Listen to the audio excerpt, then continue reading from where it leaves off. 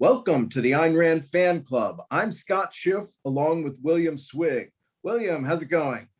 It's going well. How are you? I'm good, thank you.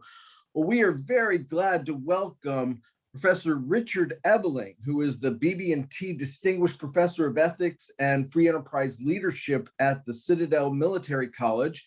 He's the former president of the Foundation for Economic Education, FEE, and he's a senior fellow at the American Institute for Economic Research, AIER.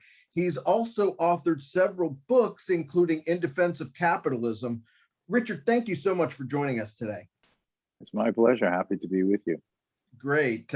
Well, you wrote an article last month on identity politics and racism that I'm eager to talk about. But first, I'm very curious about your personal story, especially what I've read on Wikipedia. You know, how did you get into Austrian economics, and even how did you learn about Ayn Rand? Well, as I like to tell, it began the day I was born.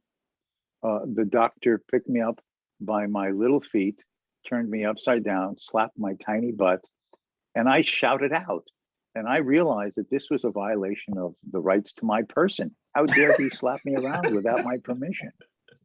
And then I realized at the same time that this was an example of intentional, purposeful action in having a response to his violence. So that made me an Austrian economist. So it really began at a very early age. I see that. No, but oh, now this is terrible. You want me to be serious? How boring. Anyway, so but seriously, that always sounds so terrible. Anyway, I was a teenager, and yeah, I was a teenager once. Yes, when I was a teenager, I would say I was about 15 or 16 years old. I got introduced to Ayn Rand's writings. I was already in high school. A nerd, you know, I like to read about current events and politics and history. I was also a very lonely guy. You know, when you're 16, 17 years old, and the girls in high school already call you the professor. Oh, you're going to be all alone on Saturday night. Oh, God. I had nothing to hug but my pillow. Oh, it's so sad. Well, girls, but anyway, they love professors. But anyway, I was living in Hollywood, California, and to make what is a rather long story short, I stopped at a restaurant that no longer exists at the corner of Hollywood and Vine called Hodie's, and I sat at the counter on a stool between two men. And little did I know that these two guys were followers of Ayn Rand's objectivism, and like waiting for like spiders to catch a fly, they'd leave a seat open between them at the the stools at the counter, and I was their victim for that day. I had been at a bookstore. I gone in for a Coca-Cola. Remember, I'm about 15, 16 years old, and pulled out the book I had bought at a bookstore along Hollywood Boulevard. And they said, "Well, what's that book about?" And before you know it, we're in this conversation, and one of them says, "Have you ever heard of Ayn Rand?" And I said, "I've heard of the Rand Corporation. What's an Ayn?" And so they proceeded to explain this. And one of them whips out a paperback copy of the Capitalism, the Unknown Ideal. And they say, "Well, we'd like you to read this and come back in 3 days." It seems a little odd, but okay. So I go home and I read this. Now, mostly I mostly have been reading sort of lefty literature. That didn't mean I was like a real lefty. Right. But I'd like read The Nation magazine, New Republic, and oh yes, yeah, my heart tells me that justice and fairness is good, but then I would also read some conservative literature, like National Review, Human Events. That commie stuff doesn't work and it costs a lot of money. Pay attention with your head. Stop listening to this bleeding heart commie stuff. That's why, I'm all confused. My head, my heart, I don't know what to do. And so I'm reading this, and now this is I've never read anything like this before. It's very critical of government and interventionism, socialism, but it's making this moral position about individual rights and the right to yourself, and you're not to be a victim of the collective. So I come back in 3 days, hand back the copy of Capitalism, the Unknown Ideal, and they hand me, after talking for a while, a paperback copy of The Virtue of Selfishness. Read this, come back in 3 days. So I go home and now I'm hooked now on this stuff. This is funny. This seems like a good strategy. No one has a claim on my life. I have the right, to live my life for myself as long as I do it peacefully and honestly. I don't have to feel guilty anymore. If someone is lying in the gutter, then I don't have to feel guilty he's there. This is a great philosophy. And so I come back after 3 days and we talk about it. And they said, well, you really should read her novels. And one of them whips out a paperback copy of Atlas Shrugged. My heart sinks. I know they're going to say 3 days. This is a 1,000-page book, 3 days. Give me a break. They said, we want you to read this and come back in 10 days. I wiped the sweat from my brow. And so 10 days is still a big ask for Atlas. Well, yeah, listen, I did it. And I actually read Galt's speech 3 times in those 10 days. So now I'm really hooked. And then they said, well, you could go and listen to tape lectures on her philosophy. Tape lectures? Yes. Yes. The Nathaniel Branden Institute. Remember, this is like the mid 60s. I mean, there's still the NBI around.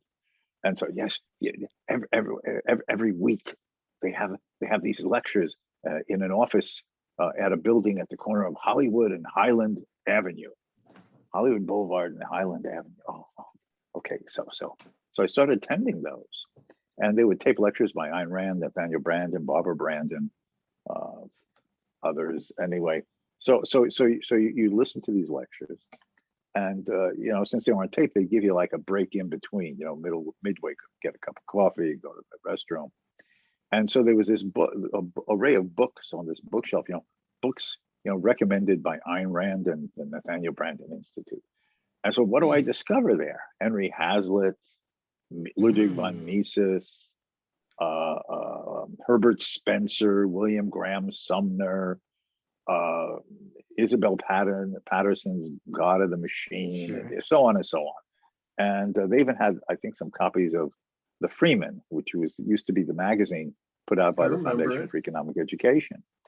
And so I started buying and reading this. So on the one hand, this gave me, as Ayn Rand used to say in one of her old publication columns, intellectual ammunition.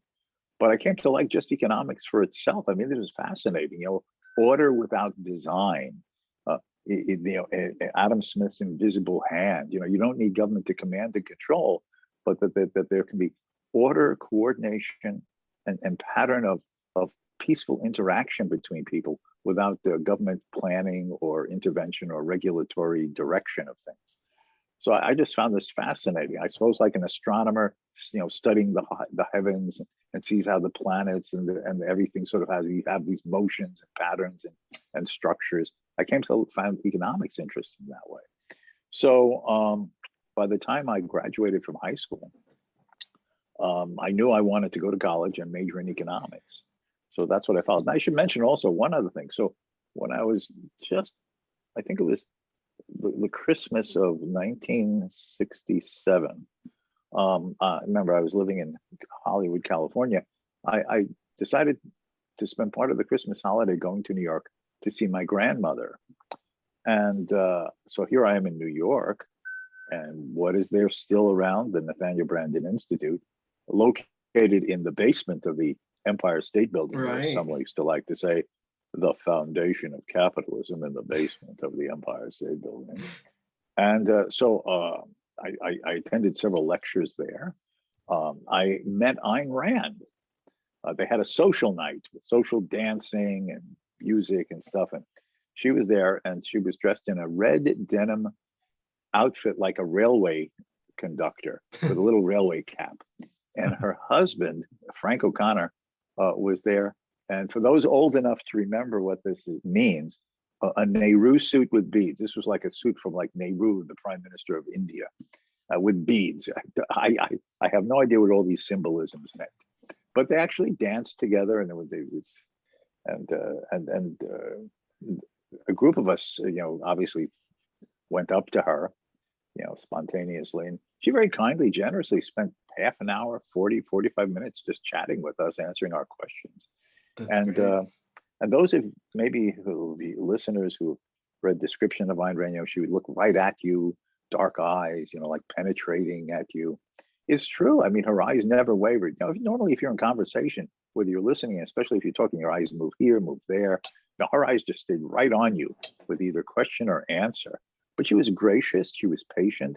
She did have that great conciseness of responding to your questions with a clear, crisp, but very thorough answer. So that was a memorable event. And so I went off to college and I got my degrees, which would be a far too longer story. And just getting finally a PhD in economics, but my focus was on my own Austrian economics, the approaches of people like Mises, Ludwig von Mises, and Friedrich Hayek. Sure. You talked about her piercing gaze, and I think that's one of the reasons why she liked Phil Donahue so much, because when you watch those interviews with her and Donahue, he just stared right into her eyes the whole time. Right. That's an interesting aspect. But a fascinating woman. Both obviously all of her writings and her philosophy, but also as a person. Obviously, just talking with her for a half hour with a group of other people is not like really knowing her. But you get an impression of what a person is like even in that setting. And she was a unique individual. Not even talking about her philosophy, just as a person. Sure. She was clearly a very unique individual. Yeah, you have one on the many of us who would have loved to have met her. So That's only because I'm old and decrepit. I was alive back then. That's the trade-off. I read something about you finding lost papers of Ludwig von Mises, Yes. which I was fascinated by. I'm just curious about a little of the story of how you came to be in a position to be able to find them in the first place. Okay. Again, as an economist, I'm always aware that time is a scarce resource. So I'll try to put a long story fairly short. Sure. But let me put this in the context for some of the listeners who may not know. Ludwig von Mises was born in 1881. He died in 1973. So he was about 92 years old. He was a very prominent Austrian economist, famous for his criticisms of socialism, the interventionist welfare state, his development of what has come to be known as an Austrian theory of the business cycle, money in the business cycle, that demonstrates that the fluctuations of inflations and recessions are not something inherent or built into a market economy, but is something that is artificially superimposed on what otherwise could be a fairly continuously coordinated competitive market, if not for government manipulation of the money supply and interest rates through the central banking system. His most famous protege, who made that theory of the business cycle even more well known and popularized in the 1930s and 40s, was at that time a young Friedrich A. Hayek. Mm. So Mises had been living in Vienna. He did not have a full-time professorship at any university; those are few and far between. And he faced a lot of prejudices on two counts. One, he was Jewish, and there were strong anti-Semitic currents, and obviously in Germany, leading to Hitler, but also in Austria. And at the same time, he was a staunch, old-fashioned, free market, laissez-faire classical liberal. And there were strong socialist ideological and political currents in the Vienna between the two world wars. The Social Democratic Party, who basically were socialist Democrats, controlled the municipal government of Vienna during those years. And the university was not going to be a place conducive for him to land a job. So he made his living, that is his full-time job, as a senior economic analyst at the Vienna Chamber of Commerce, Crafts, and Industry. That's how he made his living from 1911 until he left to take up a teaching position in Geneva, Switzerland in 1934. But he was a bachelor during all these years. And he was living with his mommy all those years in a very nice apartment building in the center of old Vienna. But in 1934, he was offered his first full-time academic position at the Graduate Institute of International Studies in Geneva, Switzerland. But his mother was still alive, and he had just taken to Vienna at the time the things that he was going to Geneva at the time, the things that he was going to need for his teaching and writing. But most of his belongings, including his library, his papers, were still in this Vienna apartment. Well, his mother passed away in the autumn of 1937. But from the new tenants who had taken over the apartment, he continued to sublet what had been his room in that apartment to store his papers, his correspondence, his that part of his library that he had not taken to Geneva, family items, etc. So then fast forward about 5 months later, to March 1938. Hitler orders the German invasion and then annexation of Austria to the Greater German Reich, unifying all the German people.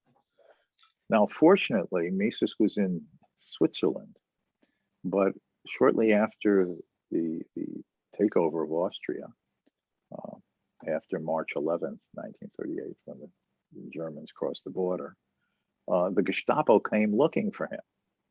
Now, of course, he's in Switzerland, but they went to this apartment that he had been living in all those years. And they broke into what was his room that he was continuing to sublet from the new tenants. And they basically boxed up everything, his papers, his correspondence, his policy works that he had written for the Chamber of Commerce, his library that he had not taken to Switzerland with him, and so on.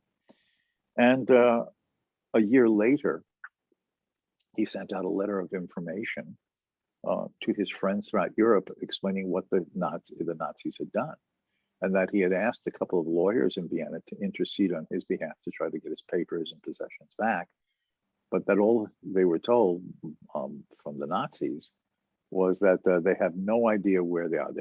We must have misplaced them.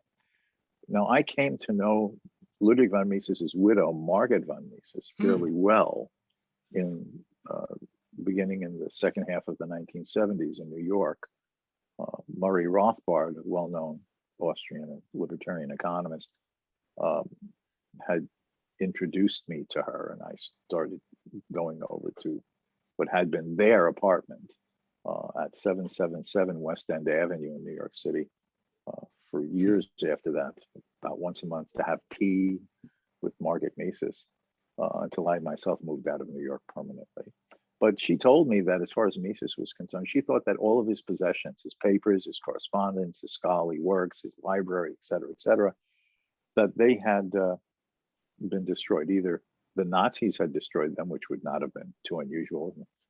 The listeners remember, the famous book burnings that the Nazis undertook of, enemies of the regime, or maybe just by the fate of war, it had been destroyed in some warehouse that was bombed by the Allies during the war. Who can know these things? But as I like to put it, the old Gershwin song from Porgy and Bess says, "It ain't necessarily so."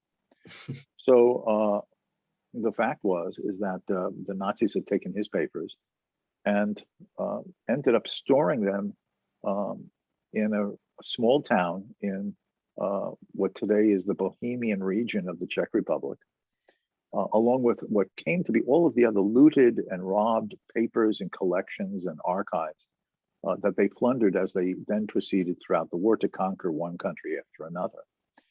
And in May of 1945, this was a part of Czechoslovakia that was, quote, liberated, unquote, by the Soviet army.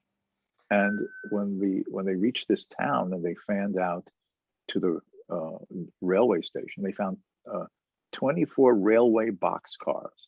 And when the Soviet army broke into them, they found just these mountains of paper. These were all these files, personal items, archival collections that the Nazis had plundered. The archive of the French secret police that the Nazis had stolen when they occupied Paris. original handwritten music scores by Mozart, handwritten manuscripts by Einstein, on and on and on and on. And among these were Mises's papers. So the Soviet army informed the secret police, the KGB. The KGB took their own look at them and then informed Stalin in Moscow what they had found. Stalin ordered these 24 railway boxcars of millions of pages of paper with these collections and archives, including Mises's, to be brought to Moscow, and for a secret archive to be constructed to house them. And this archive was closed to virtually everyone other than the Soviet Foreign Ministry and the KGB for the entire remaining Soviet period up until the end of the Soviet Union in 1991. Now, someone had informed me that I knew in Vienna that two German scholars had been in Moscow in 1993 and were looking for material about anti-fascist Germans from before the Second World War. And that they said they had seen some references to Mises, but since he was Austrian and not German, they had neither the time nor the research interest to pursue that. And this friend really couldn't tell me anything other than that. So in 1996, my wife and I were in Washington, D.C., and on a visit to the Holocaust Museum in Washington, it struck me, well, Mises was this enemy of the Soviet regime and socialism and the Nazis. Was there any chance that there might be something about Mises, that maybe a Gestapo file on Mises had survived? That would be an interesting curiosity, right? A Gestapo file on Mises. And since Mises was Jewish, they have information about everything in the Holocaust. I mean, every victim of the Holocaust, also 6 million odd people, they have virtually a paper trail of how every one of these victims died or what their fate was. And they couldn't find anything about a Gestapo file about Mises if such a document survived the war. But then I said, there seems to be some information possibly in Moscow about Mises. Is there any way to find out? And they directed me to the researcher on their staff who focused on Holocaust studies in the former Soviet Union.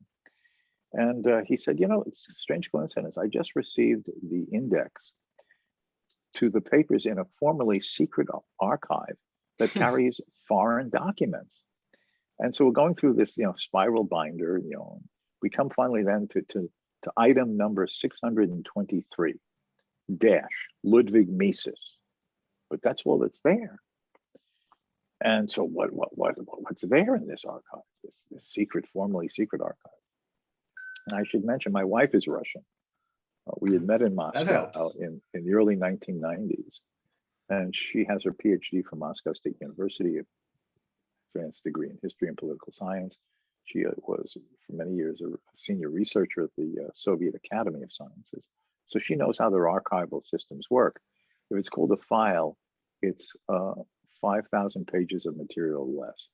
If it's called a fund, it is 5,000 pages or more of some material. And in this index, it says fund number 623, which means it's over 5,000 pages. But of what? Is it his rental receipts? Is it his grocery bills? What the hell is that? What the hell is in here? So I was teaching at Hillsdale College at the time, small private, quote, conservative free market institution at the time. And the then president of Hillsdale College, a man named George Roche, R-O-C-H-E, had known Mises because he had served as program director at the Foundation for Economic Education in the early and mid-1960s and had come to know Mises and had set up a Mises chair, a Mises lecture series. He had bought Mises's library from Mises's widow. So Mises's library is at Hillsdale College. And I was at that time the Mises professor holding that chair. And so he arranged for some donors to give a very generous sum of money to fund a trip for my wife and I to go to Moscow and see what was in this archive. And since my wife was Russian at that time, knew people who were in the post-Soviet government at that time, they arranged the visas, the entrees. And so we spent almost 2 weeks in this Moscow archive photocopying almost 10,000 pages of material, Mises's papers. And again, making a long story short, shortly after we returned, a Liberty Fund of Indianapolis, which is another free market organization that focuses on reprinting and keeping in print classics of liberty, looking over the centuries, found out we had discovered this, and they approached Hillsdale College and me and asked if I would be willing to be the editor for the translation and the publication of a wide selection of these, which ended up being published. I read German, but I mean, it was just too much material. So professional translators were hired. I oversaw the translations. Since I can read German, I edited them for exactness and continuity and style, prepared detailed annotated footnotes for each volume, along with lengthy introductions to explain to the reader the significance of the essays, the people, the places, the events of the times. And Liberty Fund put them out as 3 volumes called The Selected Writings of Ludwig von Mises, basically covering from before the First World War, when he was doing some of his first writings, particularly on monetary theory, through the entire interwar period, and then a series of essays that were not from those lost archives, but were previously unpublished manuscripts of his from the early years when he was in the United States in the first half of the 1940s. Huh. Okay. So basically, what you see here is over 1,000 pages of printed material previously unknown and unavailable about Mises, because most of this, particularly from that period before the war, were things that had never been in English, papers from his workings with the Chamber of Commerce that had never been published anywhere. And it just gives you an insight into Ludwig von Mises, not as the grand theorist. Maybe if some of the listeners have read some works by Mises, his book on socialism or his magnum opus, Human Action, and so on. You know, the grand social philosopher, the sweeping analyst of freedom and the free market versus collectivism. Here are a lot of his writings on the detailed matters of economic policy in the Vienna of his time in the 1920s and 30s. So if you ever have talked to someone about this stuff and they say, yeah, this Austrian economic stuff, but how do you apply it to the real world? Well, there's Ludwig von Mises, like a leading Austrian figure of the last 150 years, you know, applying this stuff to the economic and policy problems of his own country in the 20s and the 30s. So it's fascinating, so that's how that came about, and that was a unique opportunity. No, that you are a preserver of history. Okay, I'd like to start getting into the article. Yeah. I don't know if I was thinking about asking about Mises' history with Rand. They had kind of a dinner party that didn't go so well. I don't know if you had insight on that, or. There's this famous story that Henry Hazlitt, who knew both of them obviously very well, had invited Ayn Rand and her husband, Frank O'Connor, and Ludwig von Mises and his wife, Margaret, over for dinner at their place in Wilton, Connecticut. And according to the story, Hazlitt went into the other room to make some drinks, leaving Mises and Rand to continue their conversation. And suddenly he hears voices raised, arguing, and supposedly he comes back, what's wrong? Rand is very upset and says, Mises treats me like I'm just an ignorant Jew girl from Russia. And Ayn, I'm sure he didn't mean it. And supposedly Mises, looked at Hazlitt and said, I meant every word of it. So Hazlitt had to calm them down, according to this story. But then a few weeks or a few months later, Hazlitt supposedly runs into Ayn Rand in New York City. And Hazlitt told her, Ayn, I just saw Mises the other day, and you came up in a conversation, and he referred to you as the most courageous man in America. And supposedly she said, that's the nicest compliment I've ever received from Ludwig von Mises. But but you know, the thing is that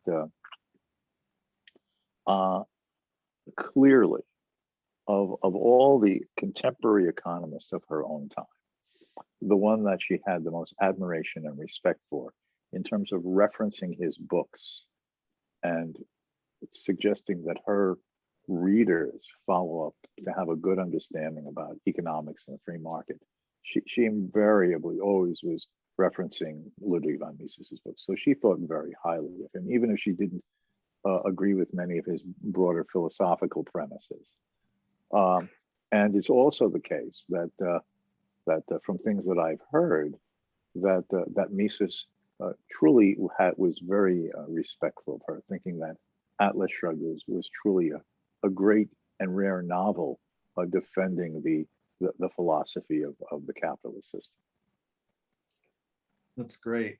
Well, I want to jump into the article, and you wrote this great article last month for AIER, Identity Politics and Systemic Racism Theory as the New Marxo-Nazism. And first of all, I think that title captures the nature of the fight against socialists that we're in today. AIER, they just, you guys seem like the brave libertarians to me. I've heard far too many objectivists and libertarians claim that wokeism is not Marxism, which I disagree with. And I'm curious if you've experienced that as well. I do run into that there are sort of what are referred to sometimes as left libertarians. And that's often an impression and an attitude. But I think that they're wrong. The fact is that in my humble opinion, all of this business of identity politics, critical racism theory, the accompanying attitude of cancel culture, all of these are the latest permutation variation on the Marxist theme. Listeners may recall that, in Marx's view was that the world was divided into social classes defined by the person's relationship and ownership or lack of ownership of the means of production. So if you're a capitalist, you own the means of production, and you unjustly oppress those who do not own the means of production by exploiting them through their work and siphoning off a portion of the wages that they have really earned through their labors as your despicable and immoral profits. Right. And that this class conflict is inescapable, is objectively existing, and will not come to an end until the triumph of socialism and then post-scarcity communism over the evil and exploitive capitalist system, which waits us in the future when we will have the collectivist heaven on earth in the post-capitalist epoch of human history. And what I basically see when I read the identity politics and critical racism theory is that these people have accepted this idea of the world is divided into conflicting and antagonistic groups. There are capitalists and there are exploiters, but their particular little novelty on this, and I use novelty in quote marks because it really isn't that novel, is to now say is that part of this defining characteristic of this social conflict is that it is not just capitalists, but also they are male white capitalists, and that they control the social system to maintain their positions of power and authority and control for their purposes of exploitation of peoples around the world. And that basically what we have is this irreconcilable conflict between male white capitalists exploiting women and all people of color everywhere on the globe. And that you can be exploiting someone just by existing with that white male privilege or whatever. Correct. But that white male, see, part of this is that, if it's just a handful of these white male capitalists, I mean, out of 7.5 billion people or 7.7 billion people on the planet, that's a very small minority.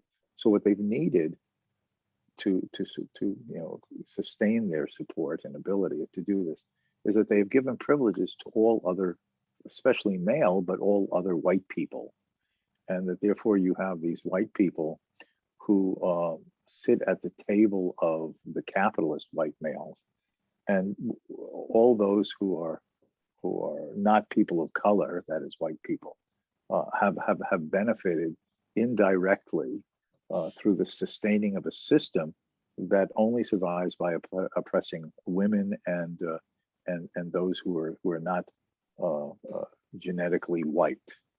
But the difference here is that whereas Marxism tries to have a happy ending, right? There's evil capitalism. The capitalism is overthrown by the socialists with the scales falling from their eyes of the exploited workers about the truth of the oppression they've lived under. And then once you have socialism that's freed from capitalist selfishness, productivity will increase and harmony will grow until finally the world is in a post-scarcity era where there's enough of everything for everyone, and we live happily ever after. In this new version of identity politics and critical racism theory, there's this attitude that there is no happy ending, that there's this inherent conflict between whites and all other ethnic groups that has now gone on for 1,000 years, intensified after Columbus's discovery of the Americas and the enslavement of Africans, and they're being brought to the Americas. And so that now there has to be this permanent political structure of eradicating and eliminating white position and white privileges for the benefit of other gender and racial groups. And if you read some of this literature, even though whites may try to raise their consciousness and apologize for the oppression that their ancestors imposed upon multitudes of millions in the past, it's like something that can't be escaped from. So what's required is a permanent and continuing political regime of tribal collectivism, where there must be the state constantly divvying up income, social and economic positions, relative statuses in the society to compensate for and prevent the re-emergence or a reactionary counter-revolution by something that is racially built into white people to want to oppress everyone else. And so it's a permanent revolution of race consciousness and race-based imposition of their notions of what they call equity on the world.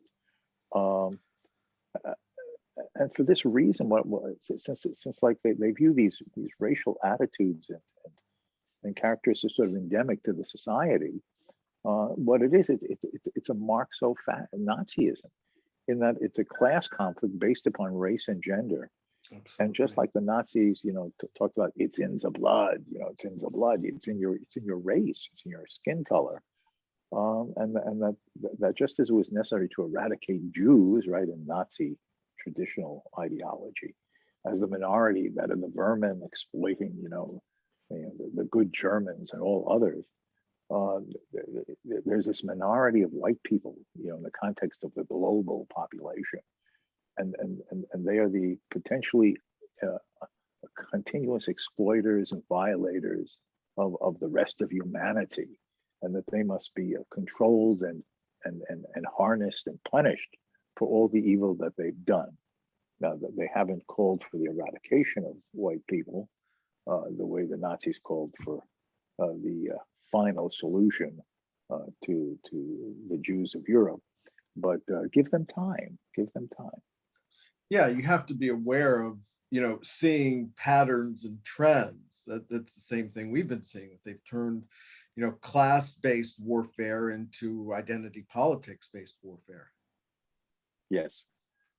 Everything is the way you look, and that this defines who you are as an individual. See, this is the inherent anti-individualism of this new ideology.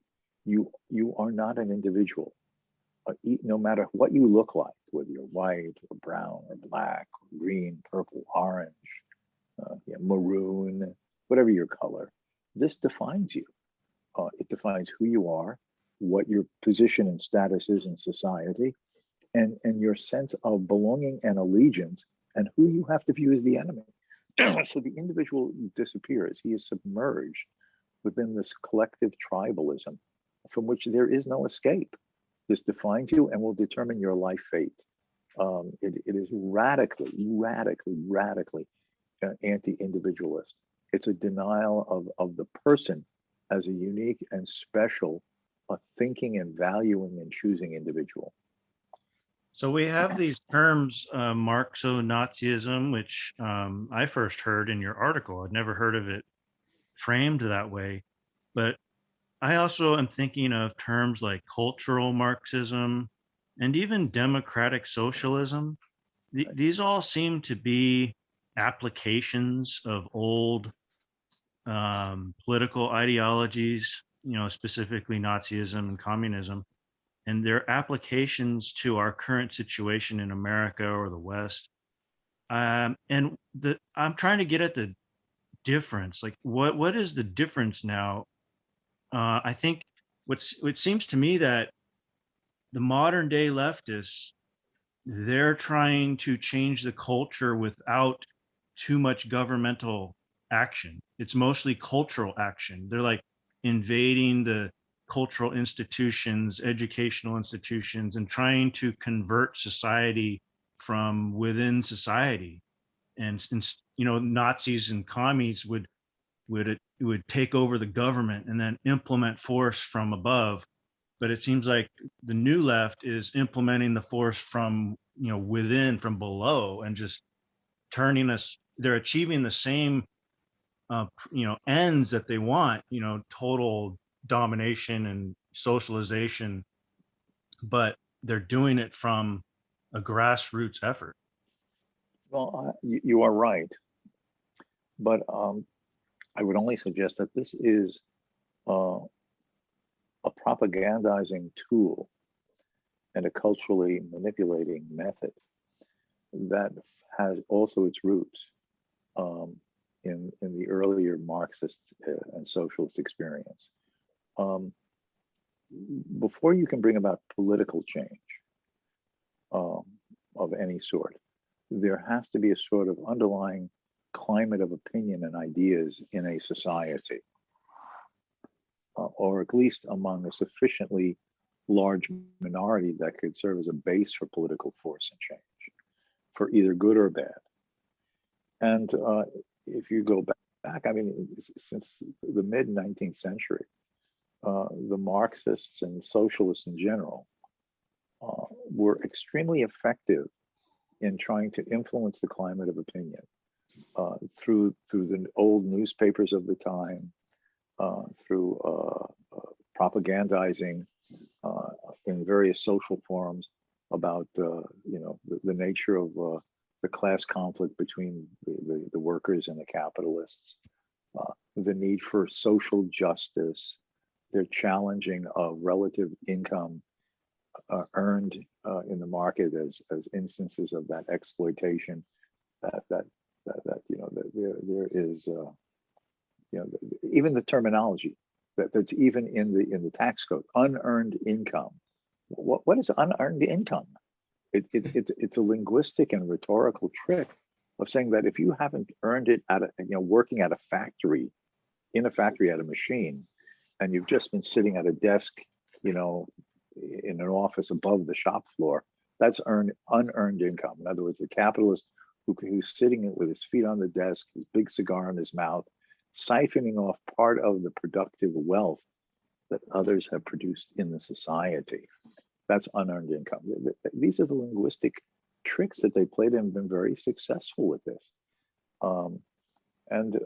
So all that these latest variations on this theme have done have just applied these with a vengeance of influencing the educational models and content within higher education. And now with the idea of critical racism theory, imposing it pervasively from kindergarten through high school graduation as well. and you see, as they've influenced people in the educational process, some of these people have graduated and gone off into what? Journalism. And now they're the reporters at MSNBC and CNN, and manning the newspapers like the New York Times and the Washington Post. And the perversity of it is that having gone through this intergenerational propagandizing and learning that this is how people see the world. See, this is perhaps what is most scary when you meet some of these people and you try to sit down and just calmly discuss and reason or even politely argue with them. You cannot reason with them. But as far as they're concerned, anything you say demonstrates your apologism or your ignorance that it is white racism that is causing all the problems in society. So you're either a dupe or an apologist ally for this immoral system that pervades the society and has been at the heart of America since 1619, when the first slaves were brought to Virginia from Africa. So I can just imagine what it must have been like in the late 20s and early 30s, trying to talk to one of Hitler's young Nazi supporters. You know, what is this nonsense about Jews? You know, they're a small minority, and you know, they're just like you and me. What do you mean that they're these vermin? You know, these genetic vermin. Oh, you see, that just shows how much the Jews have manipulated your mind, that you don't understand the race identities of people. I mean, so how do you reason with that? Right. So it's a scary thing that's going on. With communism too, there used to be a kind of class consciousness that anything you said, they call you, you know, bourgeois thinking if it didn't agree with them. Yes. The idea was that it was sort of this emergence of, you know, what we now call entitlement programs, and that everyone has a right to an education, everyone has a right to health care, everyone has a right to a government pension. But where did this come from? It came from the late 19th and early 20th century, when the critics of what was still the afterglow institutions of classical liberalism, they would say things, well, you know, liberalism had good fights in the past. Yeah, ending, you know, the tyranny of a king, abolishing, you know, torture and you know, and denial of certain basic human rights. But liberalism is just negative in the sense that it's all they talk about: not being robbed, not being killed, not being defrauded. But what use are these? Is the negative right to be not molested in these ways if you don't have the ability to live a free life? What's the point of having freedom if you can't afford the cost of a meal, or you don't have the means to put a roof over your head? So there has to be a new social liberalism, which of course then becomes the just, you know, a different way of calling for socialism, but a new social liberalism that has a positive sense that to be really free, you should be unmolested from being killed by your neighbor, but you also must have the means to live a decent and healthy life.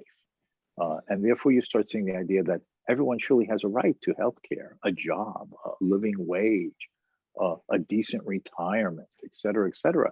And it's that type of thinking affecting people's minds and attitudes that then snowballed in first during the Great Depression with Franklin Roosevelt's New Deal, and then just ballooned even larger with Lyndon Johnson's Great Society programs, Medicare, Medicaid, then Obamacare. Now Biden, everyone has a right to community college. Everyone has a right to paid leave if after a child is born, or you know, an elderly relative needs to be taken care of. Every child has a right to certain things in school that otherwise might not be there, and this is all under the presumption of this older criticism of the socialists that classical liberalism and laissez-faire only talks about negative rights. thou shalt not kill a person. But what about the positive rights of a decent and fair and comfortable and healthy life? I think I remember And that is the Obama higher freedoms. And that's how we got here. It all is, it influences the culture and the mindsets of the society. And so they're very successful at this. And these are all the latest variations on this. Sure. So, yeah, if I can step in a second. Leonard Peikoff wrote Ominous Parallels, of course, and that showed how National Socialism came to Germany and how it's influencing America today.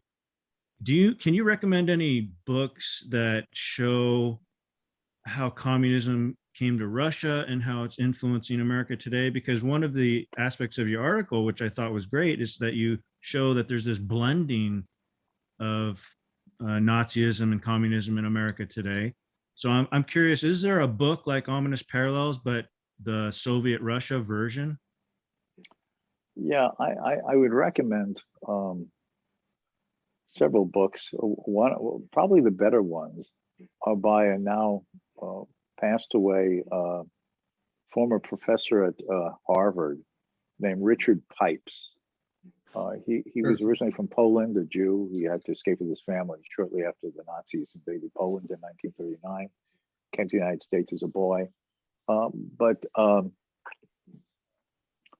He has several books on the Russian Revolution, Soviet Russia under Bolshevik control, about the period right after.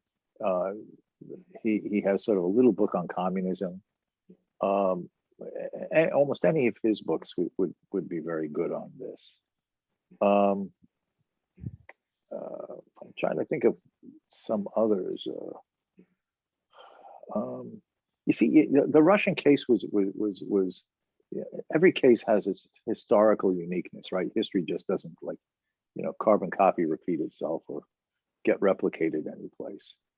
And you have to remember that Russia was a autocratic, absolute czarist regime for hundreds of years.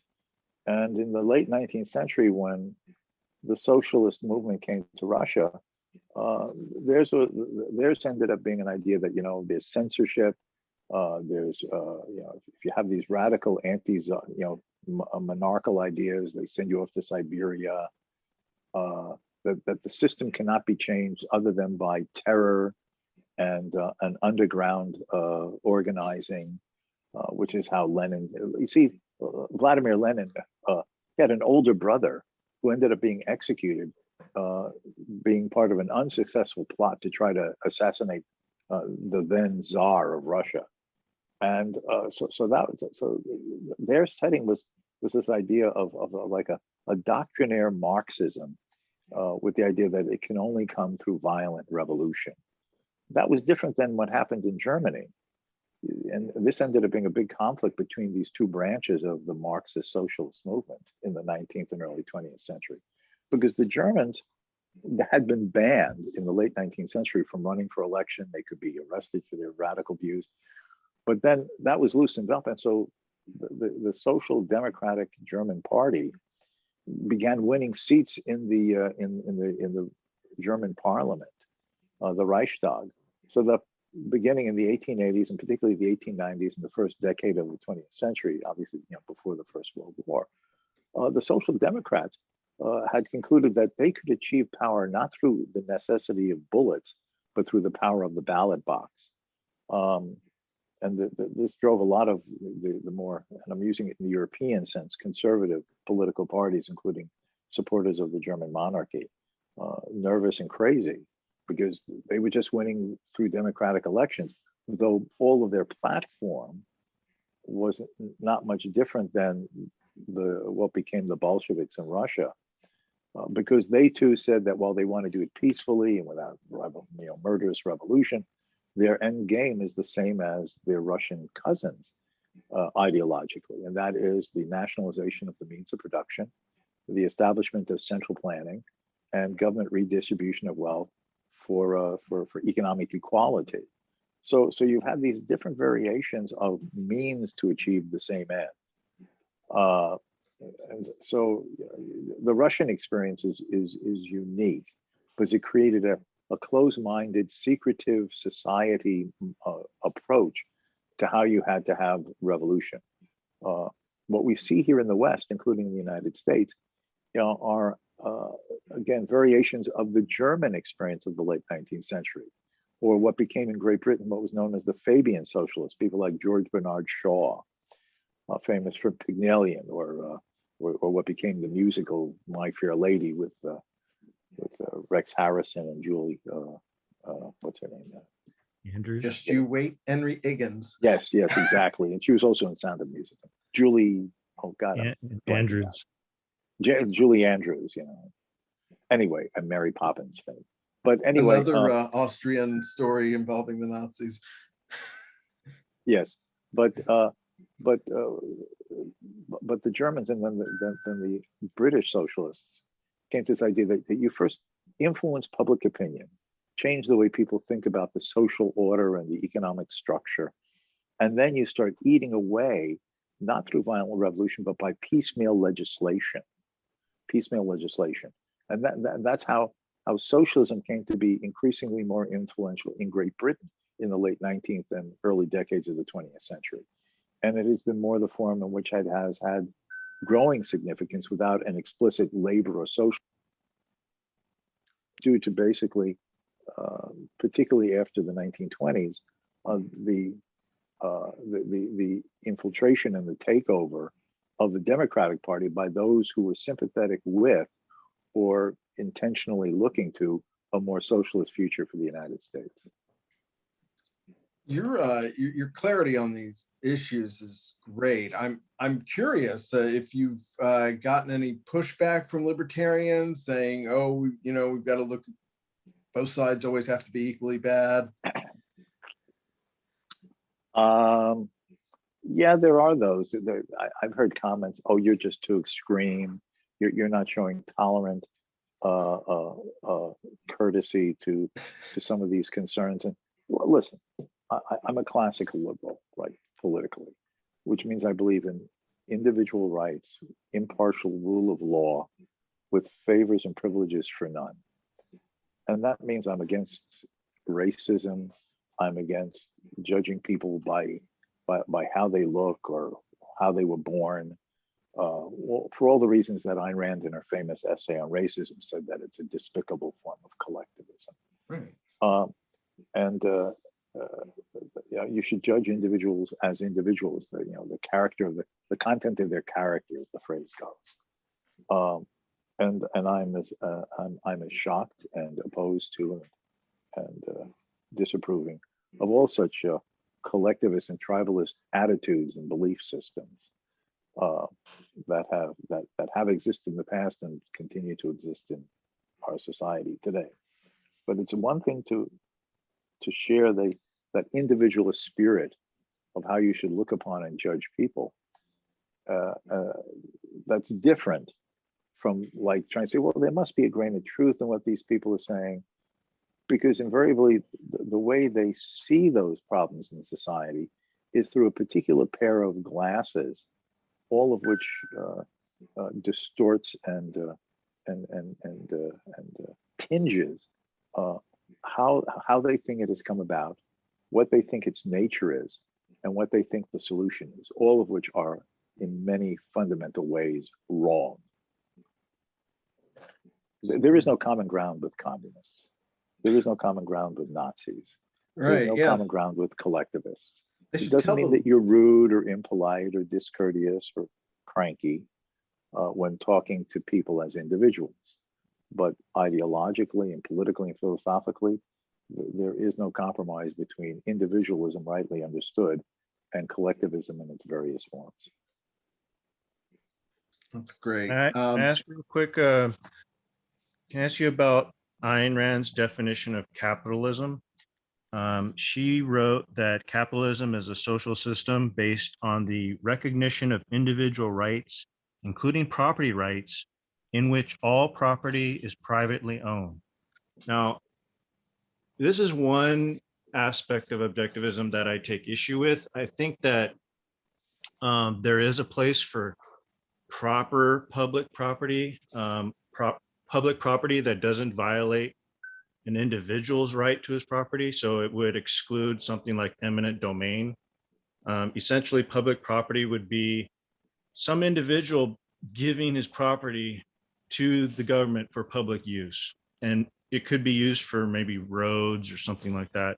I'm thinking this is one area where the socialists kind of get to use the concept of public property and take advantage of it, and then objectivists specifically, but so many other capitalists who subscribe to this definition, they don't have the concept. They've rejected it, so they kind of lose out on that aspect of economics or social structures. What do you make of Ayn Rand's definition of capitalism, and is there improvement there? And do you agree with the idea that there's a place for public property? Well, let me sort of articulate the way I see it. I think that you cannot have a capital system that does not have a philosophical grounding in the idea of the rights and autonomy of the individual. And that just as your most fundamental property right is in yourself, your mind and your body, that has its necessary extension and application in your right to the fruits of your own labor. In the sort of the John Locke sense, you're mixing your labor with the land. I'm using land in a very generic way. And if you are not an anarchist and you believe that there is a legitimate need and necessity for an agreed upon social apparatus for the securing and the enforcement of each individual's rights, basically police, courts, and armed forces, for properly and objectively defensive purposes, then the issue is, how does the government operate? I see no reason why the government, with dubious issues about how the government collects its money. I mean, Ayn Rand herself talked about lotteries and other ways. But setting aside the issue of how the government gets the financial resources to fulfill its tasks, how does it fulfill its tasks? Don't you need a police station? Don't you need a courthouse? Don't you need a military base or a fort along a coast to secure the country from a foreign invader? In our modern era, might you not need a nuclear missile silo located somewhere in a geographical space? So the issue is that how does government get the physical resources and the land for this? I personally believe that it would be reasonable and least invasive and offensive to the rights of the citizenry that government is supposed to protect, if having acquired the financial resources to do so in whatever taxing or financial collecting method is found least objectionable from an individual's point of view, the government buys the land. The government hires the construction company. The government buys the paper clips that the government agents use at their office desks. The government buys the armaments, and so on and so forth. I'm less sympathetic, though it is in our Constitution and has been a long part of British established common law, about eminent domain. That ultimately the king can reclaim a parcel of land to build a fort on the territory of the country, or a lighthouse jutting out from the coast and so on, to fulfill its duties. I'm less comfortable with that personally. And as far as roads are concerned, I think a strong case can be made that we don't need socialist roads. All roads, highways, pathways could and should and historically have been, before government's monopolization of these things completely, have been built by private companies and private enterprises. And nor do I would believe in eminent domain for private road companies or private railway companies to be able to have access to land. I think that just as if I want to build something I try to make a bargain with the property owners to either purchase or lease their land or their resources so as to build or for my purposes of the things I want to do. I think the same thing should apply. So I'm not as sympathetic towards eminent domain. And I think that if government needs land, resources, or people, they should acquire the resources in some least intrusive fiscal way, and then just purchase what they need or lease or rent it without claiming some right to take it, even if it's supposedly at a just compensation. I think one of the arguments for public roads is that in order to have a functioning city, you need to, everyone needs to be able to travel to and from their house and to businesses, and commerce needs to be able to take place freely. And that would be hard to do if all the roads were private, and then you'd have to settle all kinds of private disputes all the time. It seems like as long as the public roads weren't confiscated, through eminent domain and were donated by the people, the residents, then I wouldn't see a problem with it. I think they could be easily managed by a city, a group of people who run the city. I don't know. Well, let me sort of examples. Particularly since COVID, or even before now with the internet shopping, it's diminished. But all of us are pretty much familiar with shopping malls, and invariably the shopping malls have access roads leading to them, and huge parking lots, most often than not free of charge. So someone who's built these access roads, provided the parking lots, and the various entrances and exits out of them, all for free. That is, the customers and the users have not been charged an explicit fee. And we have to ask why. Because it was in the rational self-interest of the shopping mall companies and builders. How can you successfully rent the shopping retail store outlet spaces in the shopping mall if you do not supply at the same time transport facilities for people to get to the mall so they can do the shopping that earns the profits to the retail outlets that enables you to earn rent from them? And so there's self-interest, and that includes lighting, private security guards to be roaming around in the evening to see that shoppers, after it gets dark, generally do not get molested. Then think of the shopping mall itself. You go into it, and you're not charged a fee for all the decorative things presented. So I think of like Christmas at the mall. You have all the Christmas decorations, a free Santa for your kid to sit on his lap. They'll have little festive things. You're not charged for that. Why? Because it's supposed to be a pleasant place to go. And because the more pleasant it is and amenable and comfortable to do your shopping, the more the retail stores there make money, which again enables you as the mall facilitator owner to earn rent. Now, I see no reason to believe that the retail stores along ordinary roads, streets, and highways could not see the motive of either hiring or renting or collaboratively forming associations and companies for the provision of roads, sidewalks, lighting, various other amenities. Because is it not in your self-interest to make it possible for your customers to get to where you are? So I can imagine a whole series of ways in which what is often called transportation infrastructure in the broader sense could be and would relatively easily, guided by the profit motive, be where people wanted it as they found it convenient in the forms and shapes that were most useful for them. It's good stuff. I mean, now you've had, a view of the liberty movement for a while.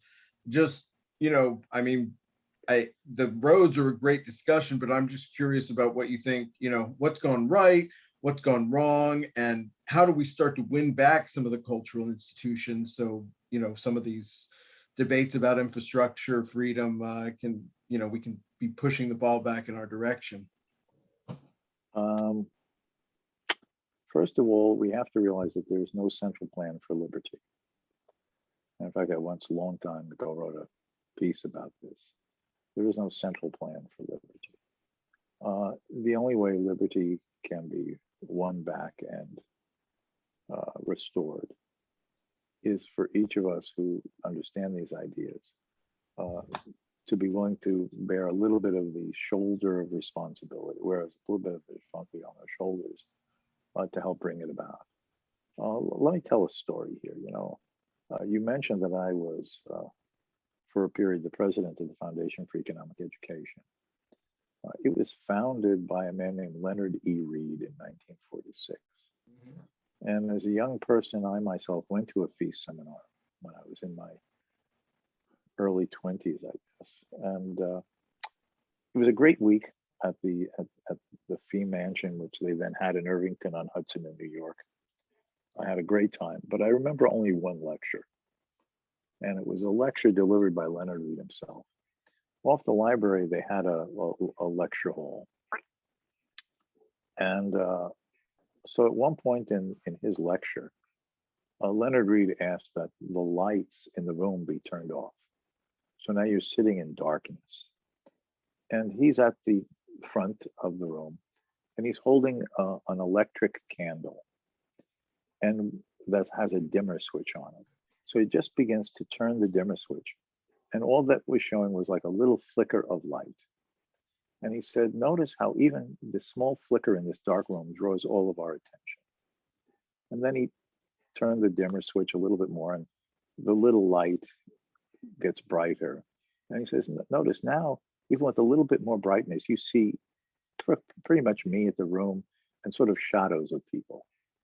And turn the dimmer switch more. And he says, now notice, the more I turn it on, the more even this one little electric light illuminates the room. And then he turned it to full volume and says, now look, practically the entire room has been illuminated. All that's left are a few a little bit of darkness in the corners of the room.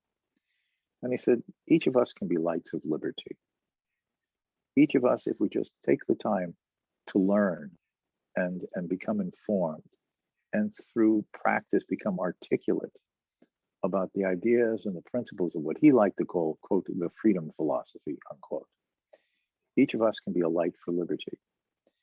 And we do so by attracting others to the soundness, reasonableness, and the attractiveness of our freedom ideas. And then that other person becomes such a light of liberty, and another, and another, and another, until there will have been reborn enough of us that the darkness of collectivism is pushed back to just a few little corners of the world, and freedom will have won.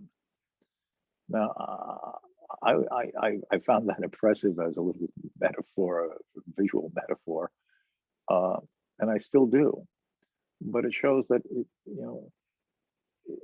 the cause of freedom begins one person at a time, who takes a little burden on their shoulders, and with all the time constraints and costs of family, work, friends, just having relaxation, it falls upon each of us who value liberty to be willing to incur the cost of taking the time to become not scholars, leading experts, but to be informed about it, to be able to understand why freedom is valuable, why it requires private property and free enterprise and open voluntary competition, and what should be the legitimate functions and the role of government, all of which gives the person the intellectual understanding and strength not to accept the other side's premises from which they reason, to challenge their premises, and an aggressive and non-offensive and non-irritating way.